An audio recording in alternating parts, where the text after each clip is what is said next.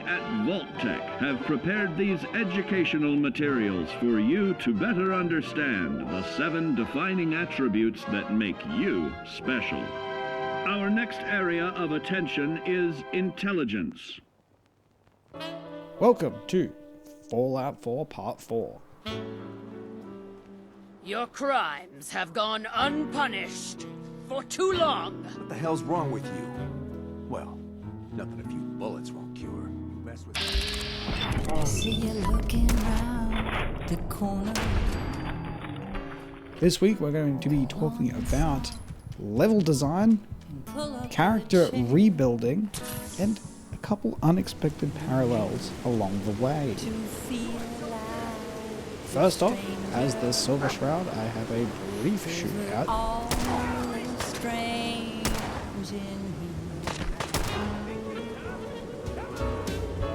Have you got a history that needs erasing?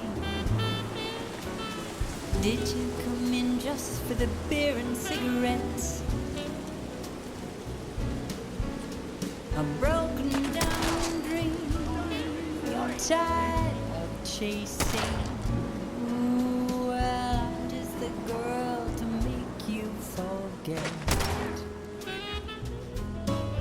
So we're glad you dropped by. Come in, loosen up your tie. Have a drink or maybe just one more. But if you're searching for something... Weeks later, Melina travels north, picking up a military frequency and being confronted with a moral dilemma. Automated message.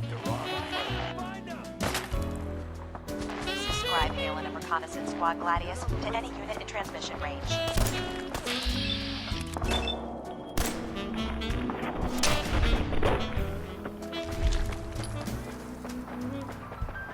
Now, is your motor running close to empty? Or are you running from yourself? I approach the source of the SOS and decide to lend a hand. Kind of pleasure. Or are you hungry to be somebody else? Sit down your pretty face, your keen place, where every night it starts once more. I'm telling you, friend, search is out and 'cause I'm the one you're looking for.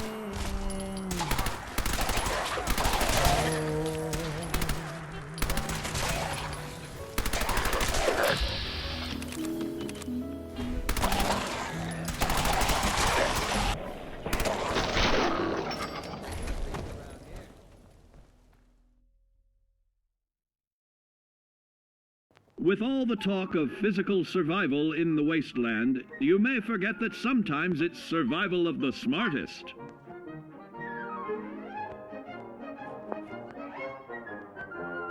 Our mission here has been difficult. Since the moment we arrived in the Commonwealth, we've been constantly under fire. If you want to continue pitching in, we could use an extra gun. That all depends. How much are you paying? So you're a mercenary. Typical. Fine. You help us, and I'll see you're compensated for your services. Something I wanted to talk about is the often overlooked ability of characterization in Fallout 4.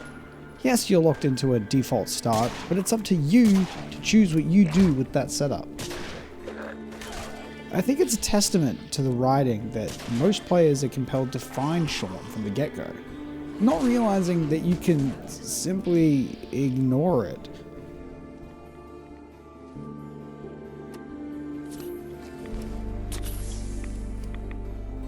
For those who say there's no role-playing opportunities, mate, you can shoot a gun.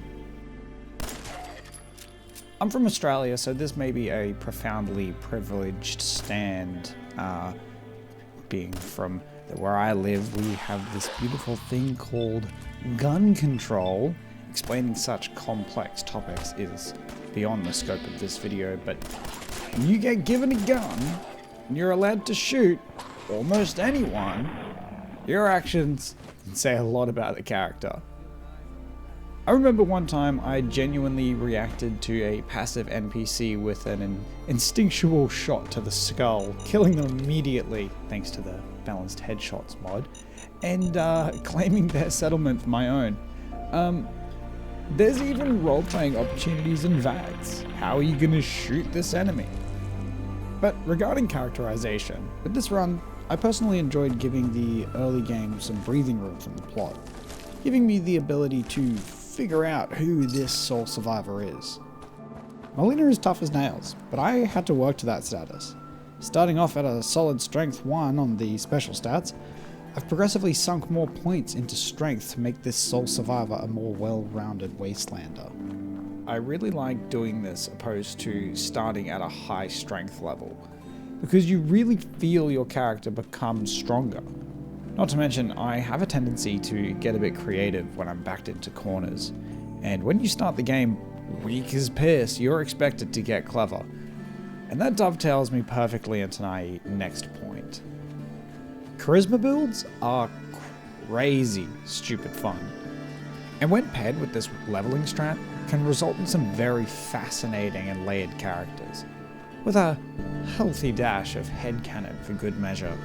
But I'll get into that later. Basically, this style forces you to think fast on your feet and use the resources around you, made harder by the capped carry weight early on. You did good. Now, let's talk business. So naturally, I think it's time I sink more hours into building, starting off with Starlight Drive-In. As I said before, I want it to have a large population eventually, so I'll keep building it up in preparation for the first few settlers. A piece of important headcanon that I have for this character is that the primary settlements all have a special place in their heart. Starlight Drive-In being where them and Nate had their first date, Hangman's Alley, a cafe they frequented together, and naturally Sanctuary being Molina's pre-war home.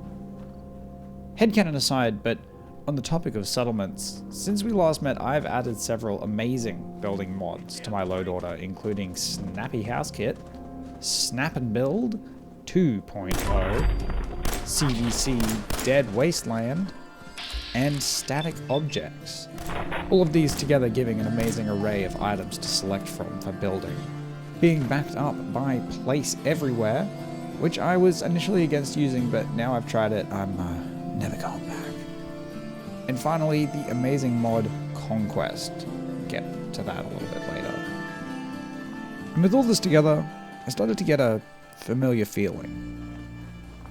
I was reminded of a video I saw many years ago. The video is called Building Sounds, and if you haven't seen it, oh my god, go watch it. But not now. Wait, finish this video, then go watch it. It'll be linked below. But this is my loving homage to it. The Fallout twist.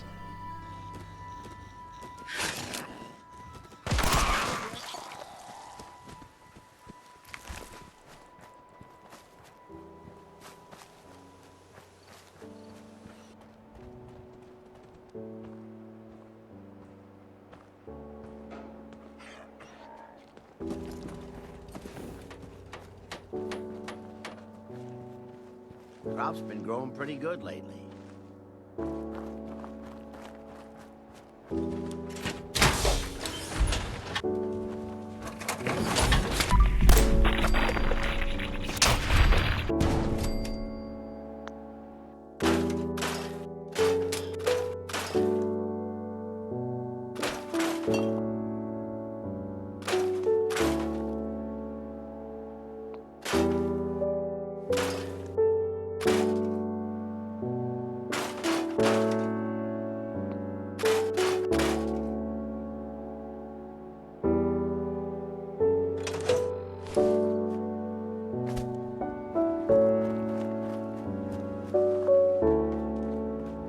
Need some chems?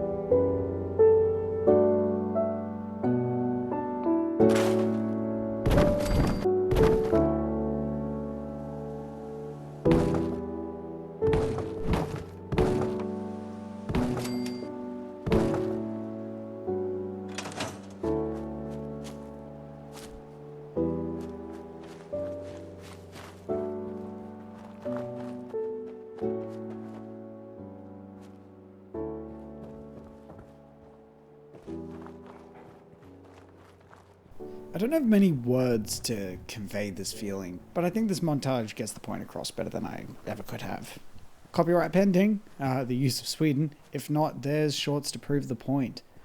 So, this is Sanctuary as it currently stands. Not a bustling settlement quite yet, but on the way to being so. An empty mind is a vessel for knowledge, and intelligence is the key to unlocking opportunity and adapting to your new world above ground. Your advanced know-how will grant you access to new places and new technologies. Space age, isn't it?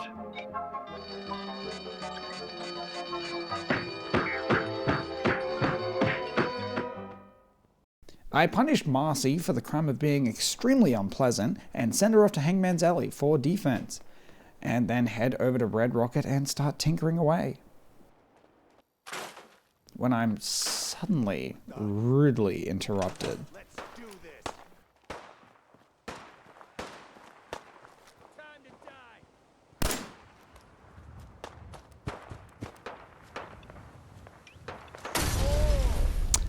Bullshit death in my opinion, but whatever.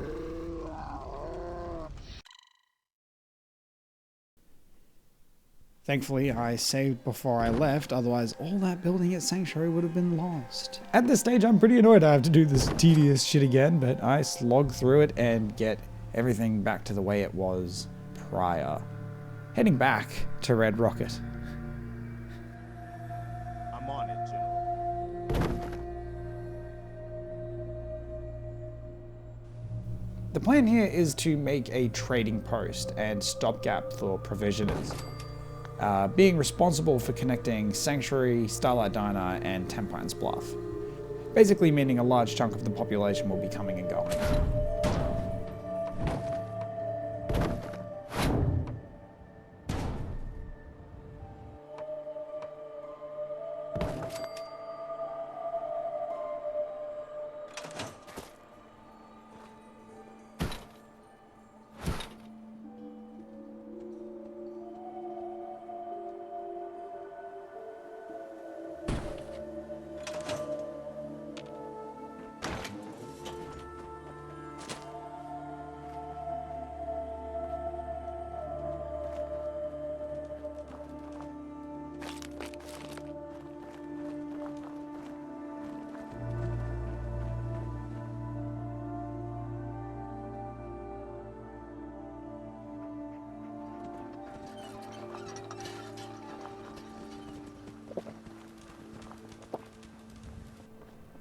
Now that the start of the settlement is in place, I head into the wasteland for scraps, dropping a level into Gunslinger, making sure Melina is more proficient at using pistols. As I said last time, the intention was to make a pistol-only Silver Shroud, but because I fucked up the installation of the pit pad, having it in my load order before leaving Vault 111, part of the trench coat is invisible in first person. At first, I was willing to work around this, figuring only rifles would be affected, but the nail in the coffin was the cam animations, including stim packs. So yeah, no, I wasn't interested in continuing to use that piece of armor once those were off the table.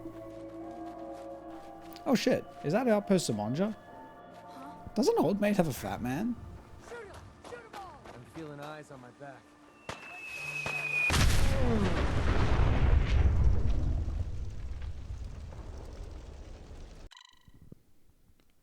But anyway, as I was saying, I rebuilt this character into a through and through wasteland survivor, being very inspired by Mad Max.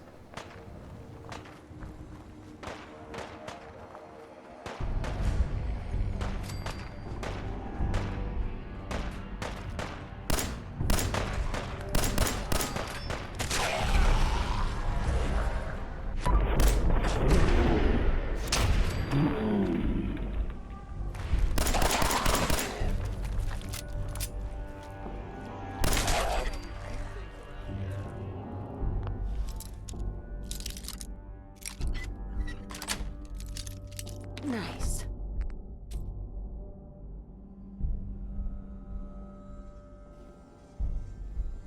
That's all? Very well. Enjoy your visit.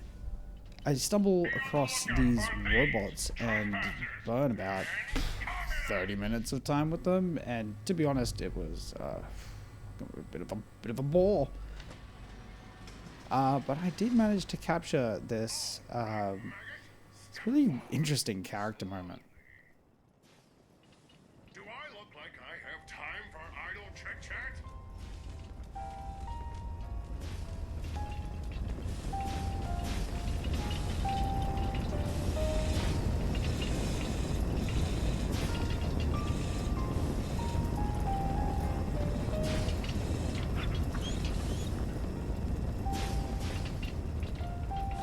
I've heard of this sport. You're supposed to roll a ball down these lanes and knock over those pins. Weird.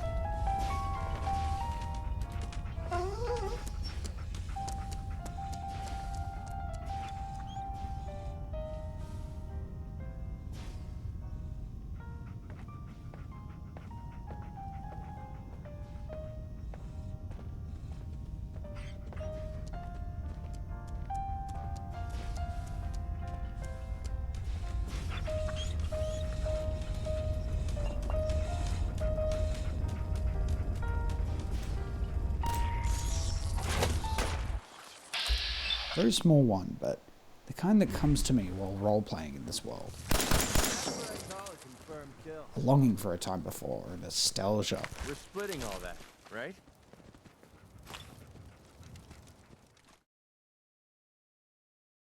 Intelligent survivors are also more inventive, creating technological wonders of their own.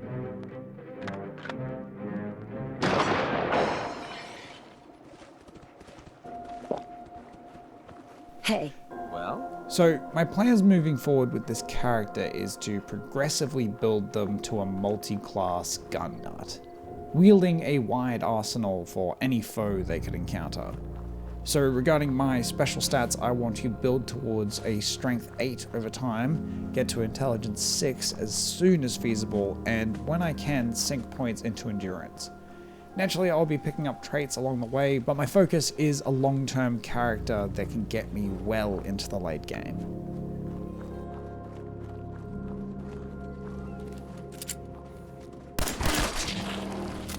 I will soon be picking up Intimidation and maybe eventually Wasteland Whisperer. I will also still be focusing on pistols as this character's main, but also bringing a focus into the use of rifles.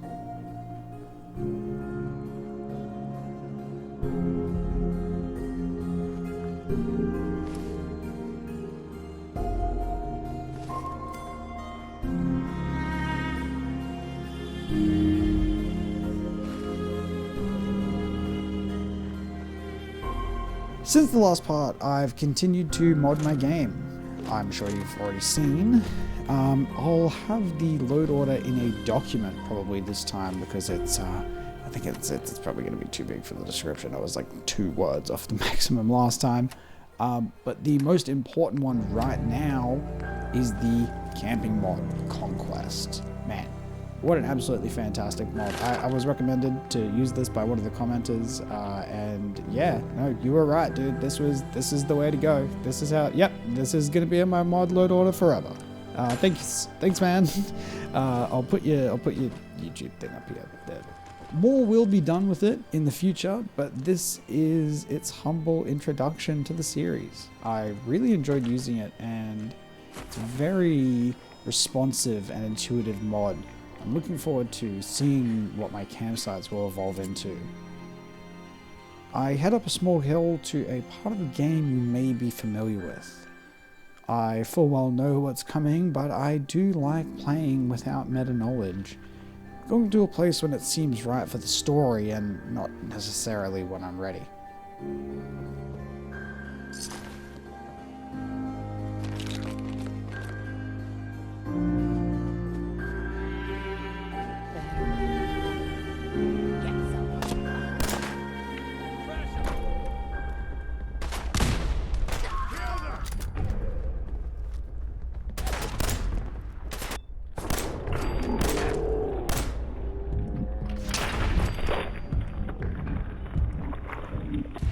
Starting to have fun.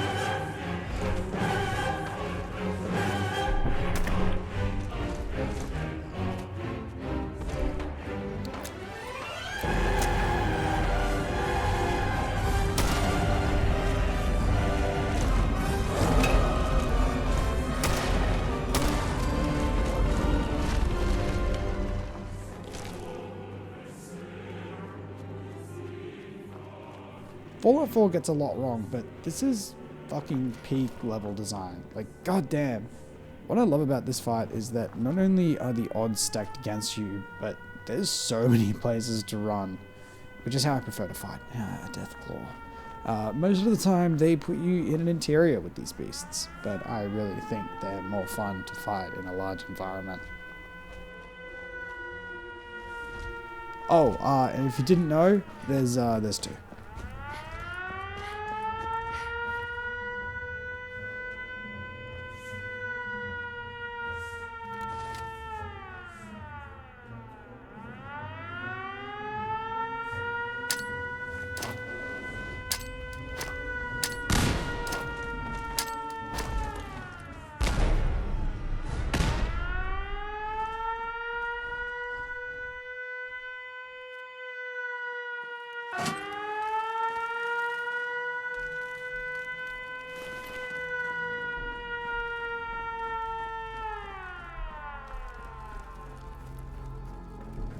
That'll help me shake it off.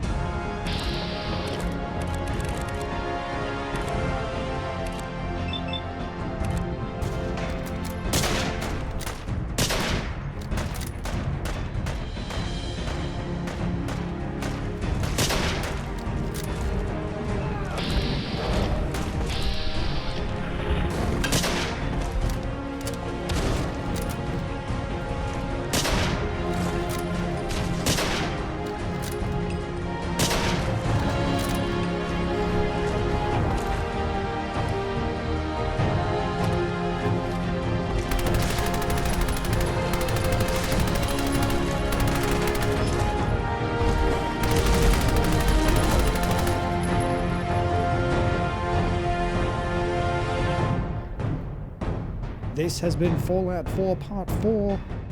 Like, comment, and subscribe, and come back for the next one.